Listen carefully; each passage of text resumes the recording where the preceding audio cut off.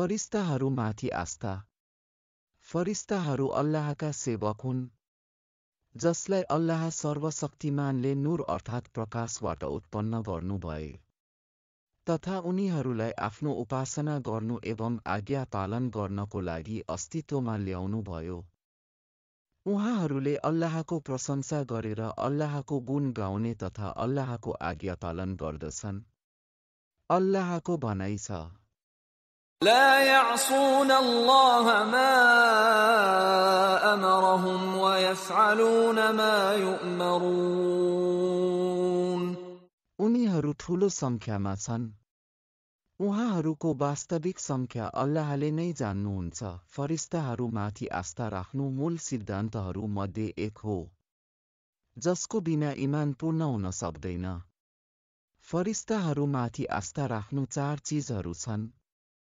उहाँको अस्तित्वमाथि आस्था राख्नु र यो कि उहाँहरू अल्लाहको कृति मध्ये एउटा बाध्य कृति हुन् जसको नाम प्रमाणित छ। उहाँहरूको नामसँग उहाँहरूमाथि आस्था राख्नु, जस्तै जबराइल, मिकाइल एवं इस्राफिल आलैहिमुस्सलाम आदि। उनीहरूमध्ये हामीलाई जसको गुणको बारेमा जानकारी पाएका छौँ उहाँहरूको गुणमा आस्था राख्नु, जस्तै जबरिल आलैहिस्सलामका सम्बन्धमा आएको छ कि उहाँको 600वटा पखेटा थियो र उहाँ मार्फत वही पठाउनु।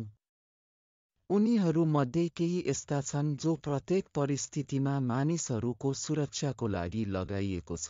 यिनीहरू त्यही रेखदेख गर्नवाला हुन् जसको विषयमा अल्लाहले भन्नुभएको छ, له معقبات من بين يديه ومن خلفه يحفظونه من أمر الله।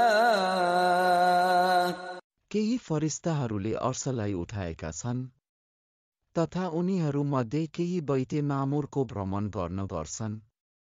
नबी सल्लल्लाहु अलैहि वसल्लमले भन्नुभयो, फेरि मलाई बैते मामुर देखाइयो। मैले जिबरिलसँग सोधे तब उहाँले भन्नुभयो कि यो बैते मामुर हो जसमा प्रत्येक दिन 70,000 फरिस्ताहरू नमाज पढ्ने गर्दछन् र जब उहाँहरू एक पटक निक्लिनुहुन्छ त्यसपछि कहिल्यै उहाँहरूको पालो आउँदैन। उनीहरूमध्ये केही यस्ता फरिस्ताहरू छन् जसले मानिसहरूको नराम्रो र राम्रो कर्म लेख्ने गर्दछन्, जसलाई किरामन कातिबिन भनिन्छ। फरिस्ताहरूमाथि हर प्रकारको अशुद्ध तथा भर्मदेखि सुरक्षित रहनु। जो अल्लाहको फरिस्ताहरूप्रति शत्रु बन्छ भने ऊ अल्लाहको शत्रु हुनेछ। अल्लाहको भनाइ